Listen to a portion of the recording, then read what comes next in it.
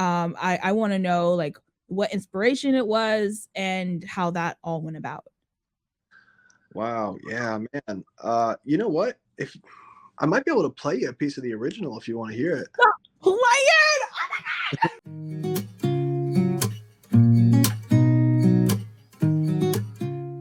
Hi guys, welcome back to Spill the Real podcast. We are on episode 2 and I'm super excited for our guest today.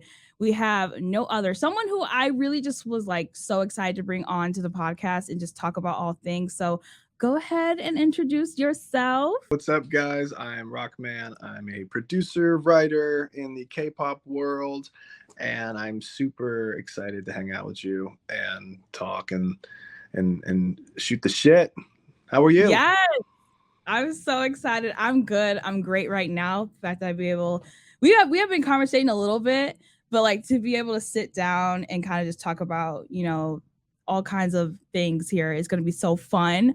I have a couple questions for him because there's just a lot of things that I just want to pick his brain apart and see his thought process and creativity. What is the thing that made you want to be a producer, and what's the thing that keeps you pursuing this dream? I started playing guitar, I think, when I was like 10, and I wanted to be a guitar player. And that was kind of how it started. My first guitar was a Kiss signature guitar. My dad randomly got me addicted to it. And then shortly after that, I was addicted to, like, my friend introduced me to techno music.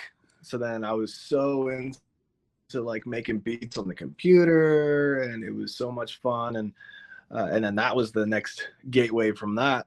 But for a long time, I was just doing like regular pop music, hip hop, and a lot of licensing and stuff for TV. But when I, you know, like most people, and I guess the United States, I was only introduced to K-pop really like 2 years ago, 2.5 years ago, probably 2.5 years. You know, because it's like a lot of people here didn't really get into it till later, like, you know, because of YouTube, like yourself. And so I fell in love with it immediately, because I had so many different influences making music, and all of them are mixed together in this. And I got hooked like immediately. A couple friends of mine were also like interested in it, like when we like learned about it together. And they were just kind of dabbling. Oh, let's write a K-pop song. It's like, it'll be fun. And then I was the one that kind of just kept going with it in the end. You know, I was just like, you know, versus other music, it to me, it holds me longer. Like, it gets me excited longer, because like when I did like TV music, it's like, oh cool, you know, you'll do a couple songs and they'll get in a trailer or on TV, but it takes like so long, and it's just a long waiting. It's boring to me. It's a boring waiting process. You know, we always got to make music. We have to make lots of music, but there's I don't even know how you get as many of these reactions in, because there's so much good content coming out like all the time. So, you know, like when a song comes out that I work on, I'm like super pumped about it, but then like 5 days later, another big album and like another EP and another single. You know, you're really flooded with awesome stuff. It just doesn't feel like that way like in Western music. You know, artists might take a year or two to make an album. You know, like, I want to have a song coming out this month and next month and next month. And, you know, every album you see somebody come out with is cooler than the last in different ways. It's just so exciting. And you were always my favorite reactionist, because, oh my God, you know, I think a lot of us producers and writers work by ourselves, in our own little studio. So like, we don't really get to appreciate our music with other people unless we go to a show, which is amazing. So like, when we go online, I personally love watching reaction videos. Maybe coincidentally that I'm on here, I really do love watching them, because that's how I connect with people that appreciate the music, because I can't go out there all the time, and that gets me super excited. And like, you just mentioned a lot of, I didn't even know you did music for TV shows. Like, that's something that I just learned about just now. I was like, oh, I didn't even know that. That's so cool. And I loved what you mentioned about like the guitar, like you wanted to be a guitar player, because like I resonate with that. Like, I feel like the reason why I fell in love with music was the guitar. Like, I know it sounds a bit cheesy, but I saw Ed Sheeran play on this little guitar, and one of the things I loved about Ed was that he could make a song with just one instrument. And like, I was like, oh, I want to do that. And it was like, the way he played the guitar was so fun to me, you know? And so then I started getting into that and learning how to play guitar myself. And then it kind of like was a ripple effect there. And so I definitely can like resonate with that. And then when you mentioned the whole reaction channel thing, I really appreciate that, because it's so true. There's been so many amazing producers behind so many amazing songs, and I think like we don't really think about it that way. You know, like, well, I know like for some people they're like they just look at the finished product and they're like, oh my gosh, this is everything, and they kind of just see the artist, which is a big thing of it. But like there are a ton of producers behind the scenes working day in and day out, like you said, because there's so much stuff that needs to be done. And it's just like really kind of cool that people like you can find reaction channels and kind of see what everyone is talking about, like how they're feeling about the songs. Because even like I know some artists may see reaction channels too, but I know the producers also watch reaction channels too. And I think it's important to shine some light on them, because without them the song wouldn't be what it is, right? The song wouldn't be what it is. So I really appreciate that you mentioned that. K-pop music is it's not like other kinds of music. It's not just like if I listen to like something like a song on Western radio, like a hit. That's a hit. Mhm. I love listening to it. I'll go to the shows and I'll love listening to it. Maybe I'll watch the music video a few times. It's different because like with K-pop music, I feel like the music isn't just the music, you know. It's Right. the choreography, it's the visual, it's the music video, it's the artwork, it's the direction, the fashion, but also nowadays because of how internet, it's also based around the YouTube community, and the creators are slowly starting to get a little bit more light. So that's all of it tied to a song. If you really appreciate K-pop, you are also a crucial part of it. The creators are a crucial part of it, because you know people like you help people discover it and help Yeah. people appreciate it. You know, I Yeah. think it all goes together nowadays. It's just this whole culture behind every single song now. You know. Yeah, so like I appreciate that you look at it like that, because I feel like I'm kind of getting into a tangent here, but I feel like the whole like reaction world is something looked at very negatively. They're like, there's just a lot of negative undertones to it. Like there's a lot of like, you're doing this for cloud and all that stuff and views. So it's just really nice to see someone else's perspective on it, and to kind of see it as a positive thing, because what you said is so true. There have been so many people who have been like, oh my gosh, like you brought me to this group and I'm learning about them, and now I really, really like them. Or this song was like so good and I like listened to it through your reaction. People like to experience things like through other people's eyes to see what they think. And then also to kind of, some people like me, like I don't have any K-pop friends in person. Like that, not that many, like not close by me. So yeah, so it's like they don't have anyone to like experience K-pop with sometimes, And so to find a creator and to kind of in a way be friends with that creator and experience the comeback together is something so special. But yeah, I echo everything you said. That was hands You on. said it Yes. about a negative connotation on reactors. I personally haven't seen that. Obviously, you definitely have probably engaged with a lot more of that.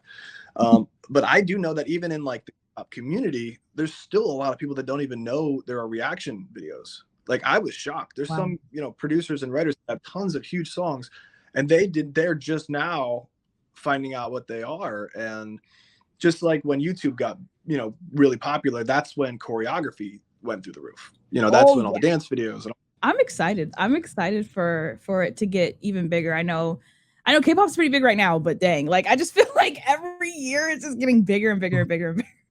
Just like let's go. you've seen album sales like double and triple, and then accounts are getting millions more followers every year, and it's crazy. Right. The next thing that I wanted to talk to you about is more so like songwriting and stuff, because I want to pick your brain about this. But the question is, when it comes to structure, like a structure of a song, what is something that you tend to do first? I know this is kind of straight line, but like, do you put a beat down first? Do you have a keyword? Do you write all the lyrics down, no melody, and then add melody? For me, I find that having a melody first is easier. Then you could work around that and then bring in the music, but it just depends. So I wanted to see what your input was. Yeah, I mean, well, to start, there's obviously there's no rules. Right. I try. There's two ways to do it. Either I do what I'm told, where someone's like, "Hey, we're looking for Yeah. this." Here's Yeah. a couple. Labels always send out references, and they'll say, "Hey, this group is looking for this style song. Here's a couple links or YouTube videos. Can you make us something in this realm? And then, that's kind of easy because then you can listen to these songs and be like, all right, they like hip hop drums, they like electric guitar, they want this kind of bridge or this kind of, they'll give you direction. So that's pretty easy. You just kind of follow what they're doing. If you're not doing that, I just kind of go with whatever was inspiring me. Like if I'm making something just from scratch, just myself, which tends to be my favorite song. You're just doing whatever you feel. Inspiring me. I actually keep a playlist of like random songs that have stuff inside that inspire me. Even stuff from like the South African Symphony Orchestra, just totally. It could be like one hit in a song, or guitar riff, or just anything, But I usually start. I usually don't start with a melody. When it comes to K-pop specifically, I'll try and put something down rough. I start really basic. So like, like a kick, a snare, and maybe just like the basis of what the elements are. Very simple production. That way it's about the song melody first. And then after I get a rough melody in there, real basic drums, real basic chords or a bass line. And then I'll focus on just mumbling something really catchy. Because if it sounds really catchy in this basis of a form, it's going to sound awesome later. But most people will start with, they don't really start with lyrics most of the time. If you've got a concept in mind, like a song called, Bubblegum, then, you could base some lyrics off of that and stuff. But K-pop tends to rewrite a lot of the lyrics. Yeah, that's right. So even if we wrote like the best lyrics ever, they might keep really catchy, like one-liners that are in English. But, there are other times. I have a song coming out. I'm so excited for it in like 2 months. I can't say anything about it. What? Probably the most work I've put on a song ever. Oh my God. I'm so excited. You'll know when it comes out. Don't play. But the instrumentation. Everybody be on the lookout. There's a couple things coming out, but you'll know when this particular one comes out. I had an idea in my head for a certain style of song, and I wanted to get the beat right. And we did it like 4 or 5 times, just a certain rhythm of the song. We spent a lot of time making this track perfect first, and then we added like vocals later. Because there was a vision. Like I love songs that have like I have a vision for first, because they're really stylized versus just like a generic sounding song. It's got like its own texture, its own style, its own vibe, its own thing. Those are my favorite, and those ones I tend to do the track first. Most of the time I kind of just go with the flow, like I was saying. But if I have a really cool concept in mind, I'll like go crazy on the track first. Right. You mentioned like how companies will kind of come to you with a certain, like we want it to be a certain way. And I didn't even really think of that, because I guess I don't really know like the whole realm of like what it looks like when you do write a song for a K-pop group or a K-pop company. And so do you find that to be kind of like super restricting? I know you had mentioned it a little bit earlier, but like I know like when you're writing per se by yourself, it's more freeing, but like, have you ever had a moment where you're like, oh, this is like, I don't know, you know what I mean? When they're asking you a certain flavor of sound or whatever, do you find that to be difficult sometimes? It's not as restricting as you'd think, because they only really ask for like 2-3 songs, usually, maybe 4, but usually 2 or 3 songs. The rest of the album, they're just picking stuff that they like, that they think matches the vision that they have. So they're not asking for like only one style of song, or if they have like a specific style in mind for every single track. It's only usually for like the single, sometimes like a 1 or 2 B-sides that they say, I want a song that's like this, that I think will work good for the video of the album. But usually I'll do both. I'll do like, especially for like NCT and stuff, I just, in my mind, I feel like I have ideas that they would like, and I just do that. It's not restricting, because usually when they're like asking for songs, it's like they're asking for like ideas that they have for maybe 1 or 2 or 3 songs. And for those, they'll be like pretty specific, and they'll be like, we're looking for this style, maybe in this part you could do this. it's kind of nice to know that what they're looking for, you know, exactly what they want. They just think of ideas of what they want. So they could be asking one thing and then something else comes along and they're like, wow, that's shiny. And then they'll just take it. Yeah. You know? Yeah. Yeah. But like the rest of the albums, they're still picking songs that they really like out of like, you know, the pool of everybody's music. So I wouldn't say it's restricting. I think it's good because, you know, I may make like 5 songs or 2 songs for a project that I really want to get on. And I have another opportunity to try something that I know that they like. And you know, it's not as restricting as you think though. Yeah. And you mentioned NCT and how you kind of know something that they might like. I think that also plays into it too, like knowing what a group like, because you've worked with NCT for like a lot. How many songs have you written with them? Well, it's 2 right now.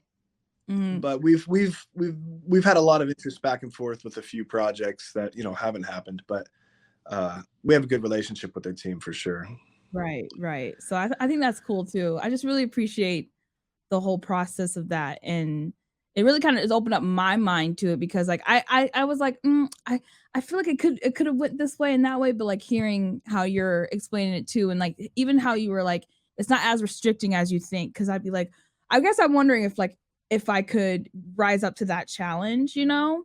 But you guys are like professionals and killing it, so you know what, I'm gonna just leave it to y'all anyway. So like y'all know, y'all have it. Well, I mean, if someone like yourself was to get into it, I mean, if you're not, you know, attached to like one of these like K-pop companies or groups or publishers, you know, definitely work with people who are, if you can, and, you know, learn that way. But, you know, because you can't really get those briefs unless you're with a company, because it's, you know, it's all private and, you know, they want to keep everything, you know, if their label's working, they don't want to work with someone who's not with like a publisher. They don't have to worry about like red tape and issues, you know, it makes sense. But to think of it that way, to like make something from a brief, because it's a good way to start, because then you'll know what they're looking for and then you can kind of just puzzle piece it together in your brain.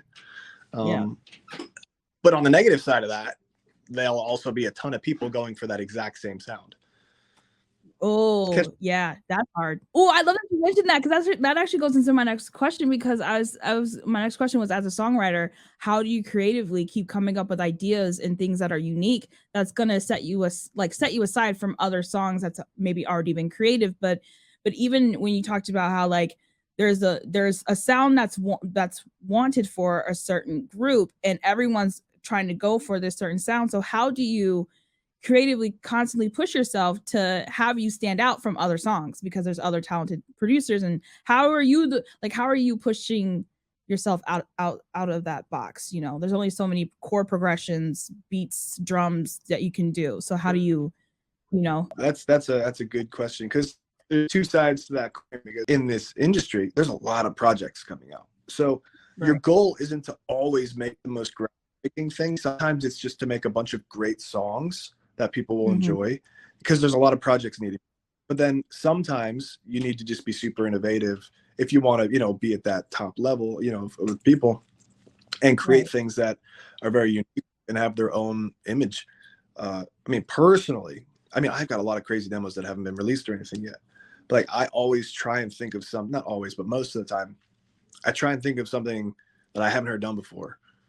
You know, or if I do a song, I'll even go back to it and say, all right, this is a great song. Like I was saying earlier too, I really love conceptual style songs that, you know, I could think of I don't want to give anything away, but like if I saw, you know, a movie about Mary Had a Little Lamb or something, and I haven't heard anybody do that before, and then I'll just figure out a way to make it work. Yeah, I think like a cool like idea or something that like I thought was really dope was 17's new song. And I didn't even know this at the time when I reacted to it. They wrote it about Dragon Ball Z. Like literally they wrote it about Dragon Ball Z. Like I didn't, and people in the comments were like, it's literally about Dragon Ball Z, Caitlin. And I was like, shut up, you're joking. But it is, and it's like this really cool way of like creating a song that like really kind of just stands out. And I'm just like, oh, that's so dope. I love it. Because there's not many groups that can get away with that. But like 17, they do a lot of internal stuff. So like if it's amongst them and they're like making music, then maybe Stray Kids and like them, they could get away being like, yo, let's make it about Dragon Ball Z. Because if I handed in a song about Dragon Ball Z, it would not be the same. Yeah. I totally I can see that. You like, how do you even pitch that? How do you pitch that? Like, hey, so Dragon Ball Z, just trust me. Well, I will say this though, a lot of producers, you'd be surprised, knowing that our lyrics are probably not going to get used. Well, sometimes they'll use them, but like, if we know that they're going to change the lyrics, you'll hear some funny lyrics in these demos. Some of these demos have some really just hilarious lyrics because so it's more so about like the feeling and the vibe, and like they need to know how the vocals are going to sound in the different pockets. And as long as like the main part of the song have cool lyrics, like the standout parts, some of the other parts are kind of what you'll hear. Right. Yeah. Okay, so the next thing I kind of want to talk to you about is, I'm really excited to hear your answer for this, because I feel like, I don't know, I'm just really excited. So was there a song that you've written that ended up being way bigger than you thought it was ever going to be? And did you know that was going to happen? I mean, I'll probably say this because it was my first K-pop cut. Maybe that's why it felt so drastic for me. Well, Lemonade was drastic. Yeah, like, because I made that with my friend Benji. We had just met like a few weeks before, a month or two before. We were just writing lots of music because we were excited. We worked really well together. And, we got in the studio and we're like, let's do a song, off the top of our head, really easy. Let's just write down whatever feels good right away and we'll just have fun with it.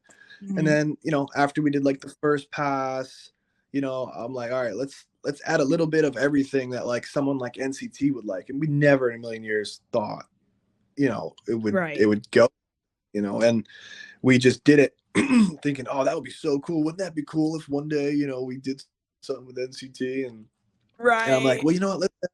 Let's add a dance break. They always have a dance break somewhere. Like, let's do a switch up at the pre-chorus.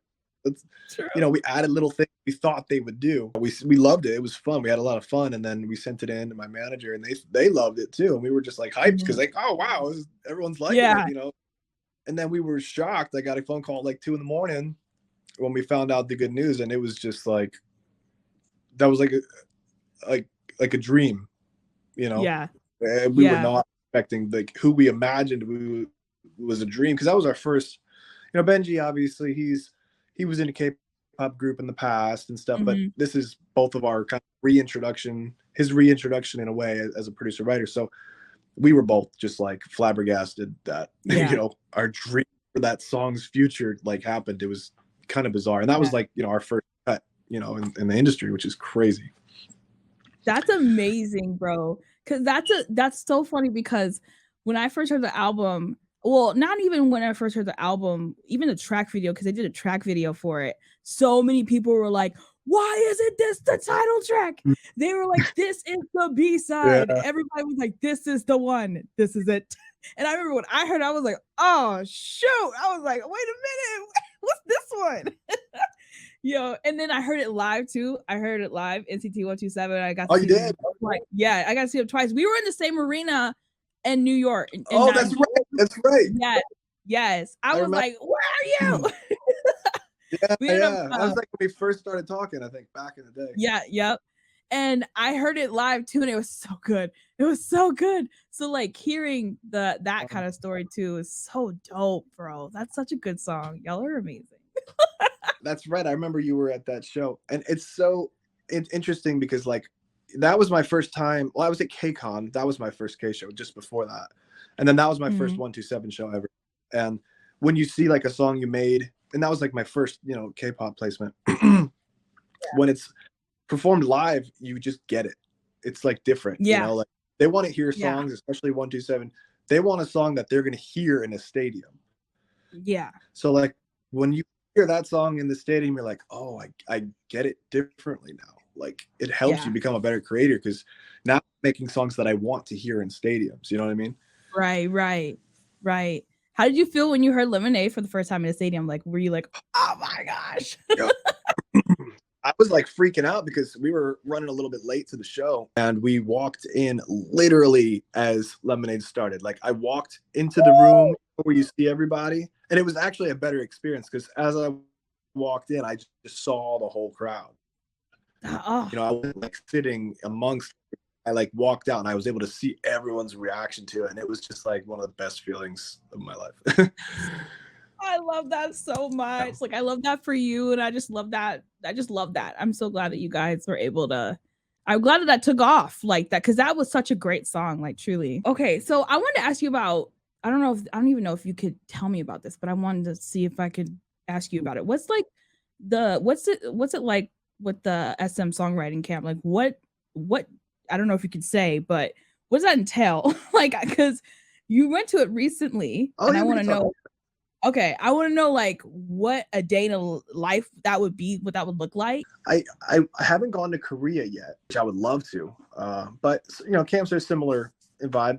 For specifically like the SM camps, uh, sometimes they'll just be like, hey, you know, go in there, you know, let's pick some great people, let's just get them together and they'll make whatever. We had some direction at the last one we were at. You know, we had a Okay. brief in the morning. We usually get there at like 10 o'clock, I forget, and then we'll leave at like 6 or 7 or 8 or you know, it's kind of a long day, Mm, and it's work. It's, yeah, sometimes it's yeah, fun, but it's for a producer especially, it's work. Yeah, we meet up in the morning, and you know, we talk to the A&Rs, and they're like, hey, you know, if you guys could focus on stuff that's like this or like this, you know, maybe they'll print out a brief or something and give it to us, and then everybody at that camp will go after um, whatever it is that they were asking for. I had seen, like I would see, like, pictures of it or, like, the whole, like, idea of it, and I seen a couple producers talk about it, but I never really knew, like, what it was like, and I'm guessing you have to be somewhat established to even be remotely and, like, to get into it because you know, I'm like I'm a learner. I'm learning producing, I'm learning songwriting. I'm someone who just does it in my room. I'm not professional in any sort of way. I don't even know how to mix yet, and I'm trying to, but it's hard as hell. I don't even know how y'all do that. Like, how do you do? It's It, just too much. It's too yeah, much. it definitely takes time. I mean, for the first part of what you said, yeah, you can't really get invited to a lot of these camps unless like you've been working with the label Right. before or one of the people knows you and knows your Right. work. Because they, you know, when they put these together, you know, they might have 20 people at a camp, and they might Right. have 5 different sessions going on at the same time Right. in, you know, different studio rooms, but at like the same building. And you know, they want to get songs done, like good songs Yeah. done. Yeah. It's They not know. like a vacation, it's work. Yeah. Yeah, so, you know, and if it's like an R&B thing they're going for, maybe they'll pick a lot of like R&B writers, or you know, Right. they'll just pick random people and you know put them together. But it's a good atmosphere when it's not stressful. Yeah. It can get stressful, but like it's nice Yeah. to meet new people and collaborate with different styles of people you might not work with normally. And When you said collaborate, like you're all in the same room and stuff. So like are you all writing together on one song or are there multiple people writing different songs and pitching ideas? Like how does that look like? well, each you'll have maybe a group of like 2 or 3 people in a session, you know, Mhm. and then have like 2 sessions a day, and they'll switch different people in and out. And then in another studio, they'll have 2 different sessions in another studio. So they might have like 10 sessions done in one day, you know, with a couple rooms or something, you know. Jeez. Yeah. Yeah. But yeah, I mean, when I go to these camps, usually it's just like open ended. I'll start ideas or I'll create one in there, and we'll Mhm. just whatever. It's not Yeah. particular, you know, it's just like Yeah. whatever we, hey, if you want to jump on an instrument, go for it. Whatever makes the song good, let's just do Yeah. whatever. Outside of the camp, I would approach it a little differently. I'd probably like either prepare all the production ahead of time, or I'll work separately with the writing. I wouldn't intermingle them unless like it was part, if you know, unless we needed it for the song. You know? But like at the Right. camp, yeah, everybody, whatever you got to do, let's just make it great. Even if there's someone Yeah. walks in the room and they got a good idea, just go for it. You know. There you go. Like, hey, anybody please. I feel that. Okay, the next thing I want to talk to you about is something that like is very near and dear to my heart because it's a song that I truly fell in love with and you wrote it or you had a hand in it and it's Black Clouds off of NCT 127's latest song, not latest song, but latest album. And I remember I heard it for the first time and I cried. I don't know if you've watched my reaction, but I'm sorry if you have, Yeah. but I cried because I was like, this is so beautiful. And from what I've seen of the members, they enjoy it as well. It's like for a minute there, a lot of them mentioned that was one of their favorite songs. And so I wanted to know what your thought process was making that song. I want to know like what inspiration it was and how that all went about. Wow, yeah, man.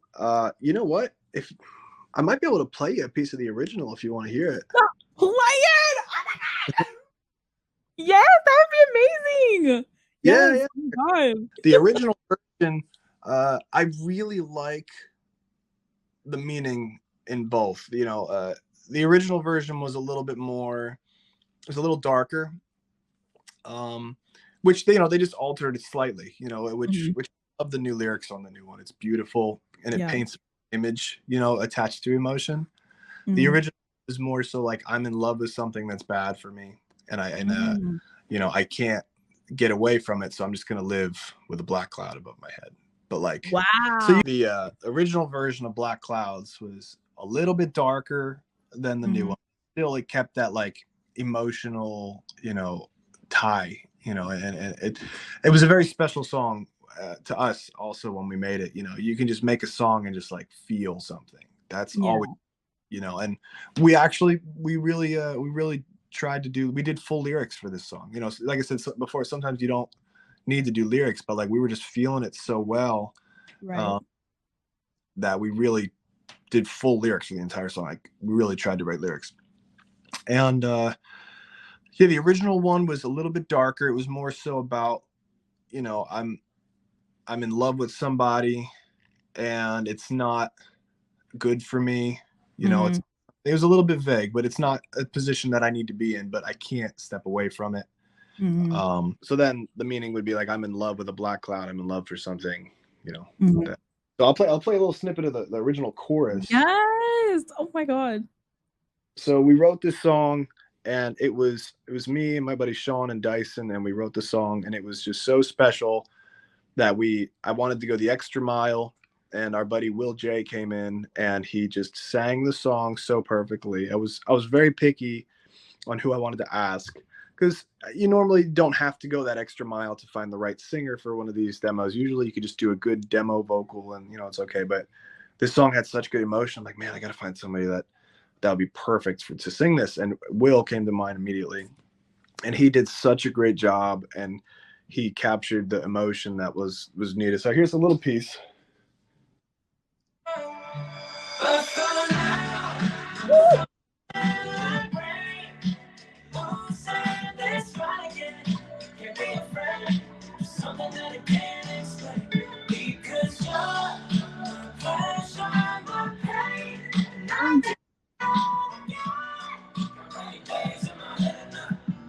Wow.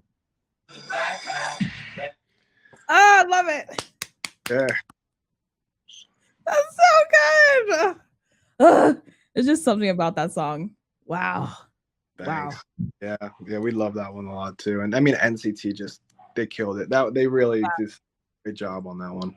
Yeah. Like at the end of last year, it made like my top B-sides of the year. I was just like this B-side. And it's crazy because that album is insane. Like, and I'm the type of person that normally goes for like the hard hitting stuff. Like Two Baddies took me out. I lost my life to that. I truly did. Black Clouds just hit me on a very deep level. And for me, I was like, oh, this is the one. This is the one. Yeah, that means so much. And it's like, and the concept of the song, it wasn't like a total rework. They just kind of pivoted Yeah. on position, you know what I mean? Mhm. Song, and it was great. And yeah, that Two Baddies album was just crazy. I mean, It was crazy. they're just, I mean, that album, the songs, all of the songs were just on a different level. Sticker Yep. was an album though. You can't really compare them because the build up they did for the Sticker album was so fun. Seriously. I just had Yeah. so much more fun with the Sticker album, and Mhm. the way that they built up to it, I think was just so fun for everybody involved. And then Mhm. the Daddy's album was just like, we're just gonna smack you with something seriously amazing. Yeah. Like, Yeah. Yeah. Smack was a good yes. they, you could see them growing up and like, Yeah. I love them so much. I love them so much. And you also rewrote the English lyric or not rewrote, or you wrote English lyrics to Wavy's title track. right, as well. I remember seeing you post about that. And I was like, he is everywhere. I was like, just, yes. coincidentally, I'm just, been working a lot with the NCT family. Yeah. I got lucky to be on that one because the song originally was, written and then translated to Chinese. Like they did a version, so the original song was written and then it was translated to Chinese for the group with slightly altered stuff. And then they needed the newer version translated back to English. So I was so lucky to translate some of those lyrics and be a part of it because it's such a cool visual song. And, like I said before, I love conceptual songs and Right. always an honor to work with anybody, in that group. So yeah, that was lucky. I was so lucky. They didn't release the English version, have they? Because the only time I've ever heard it was on live stages, like live broadcasts. Yeah, no, I don't think they released it yet. I'm hoping. Well, they're still doing like a fan meet and greet thing. I'm hoping that they release it. Yeah, but that'd be dope. That'd be dope. Cause Young Young's verse in English, I just gotta say, it hit differently. It hit differently. Yeah, I love hearing them rap. Sometimes you just, oh yeah, they can. They still NCT. They still do all this everything. Yeah. Period. I only have one more question. It's kind of like just to sum up everything, but we talked about so many amazing things, with songwriting, producing, and chasing your dreams and going that route. And you're in the thick of it. You're doing great things, and I look up to you as someone that just doesn't really know. Like I'm just like, oh, I see you, and I'm just like, oh, but he's doing it, and I see all the accomplishments, but I also know that there's a lot of hard work that goes into it. And the last thing I would ask you is, what advice would you give anyone that's wanting to be in your position, that's wanting to do what you do? Well, I would say, and you might get altered advice from a lot of people, but for one, I would say just be good at what you're doing. That way, when an opportunity does come up, you're prepared. There's a lot of times where people are like, "Oh, I've got this great opportunity to do something for K-pop," but then maybe their skill level's not there yet. And then what happens is they show, they're in that position and their skill level's not there to hold it, and then they lose that opportunity later because they just weren't ready. So for me, I would say just, get your chops up and do a lot of research and really just learn how they arrange the songs and just be really comfortable with it so you can add your own unique flair. But, aside from just, technically being good, there's a huge community with K-pop, and it's really not hard to interact with a lot of the creators. You can, it's different than other styles of music. The community is very friendly and open, and you don't feel like everyone's out to get you from a creator standpoint as much. Like creating songs. I'm not sure how the YouTube space is. I'm sure it's a bit more hairy, but like if you're trying to create, reach out to some people. The worst they could say is no, or send them some of your music just to hear. And I would say, just get advice. I wouldn't try and collaborate with people just yet, because a lot of people at this level, they work with labels and publishers, and if you don't have a publishing deal, or some people, I've even given chances to people, be like, yo, let me hear an idea, and I'm like, oh, I love it, let's do it. So get your chops up. But when you do have a chance to like meet people or reach out, you can look on the songs, look at the credits, see who people were on it. I would just reach out friendly and be like, hey, I love your work, and here's some stuff I've worked on. Maybe give me some advice. I would just go for advice to start. Because a lot of the times when you work with people at that level, they're attached to publishers and they're attached to labels. And it's a little bit hairy adding people who are not attached to publishers or labels, because, they may not understand the business end of it. Or, if they're attached to a song, they may not agree on something that's normal that they didn't understand. And it could, they don't want any red tape in the long run. So I would just say, get advice, let people hear your music. And, there's people that I've heard and I've really liked their stuff, and I've given them lots of advice, and they grew to become really talented and learn from it. And from that, they were able to make connections and friends, and, open doors for them down the road. So I would say that's how I would recommend to go about it. Yeah, I love that. Definitely, as someone who's kind of in that boat, I definitely would take that advice as well. And I know there's a lot of people that could be in that boat as well too. So thank you so much for coming on here and chatting with me. I really enjoyed our conversation. Everybody go follow his socials. They'll be linked down below. So go follow him on Twitter, Instagram, all the good stuff. He's posting all kinds of good stuff. So yeah. So glad we got to hang out and talk. Yes. And like, I've been a fan of your stuff before we even met. So don't forget, your stuff hits different people and you don't even know who watches your stuff. And you being genuinely you and reacting how you do means so much to people like us. Thank you so much. But yeah, that's going to be it for this episode. If you guys are watching this on YouTube, please like, please comment, please subscribe. It means a lot. If you're watching this either on, listening to this on Spotify or Apple, please give a review. Would love to have your input. Please also support ROKMAN and all of his stuff on social media and everything. And be on the lookout. Apparently, be on the lookout for what's coming up next, because he's probably about to produce another hit or something. That's most likely what's about to happen. So, but yeah, that's going to be it for this episode. I will see you guys on the next one. Bye.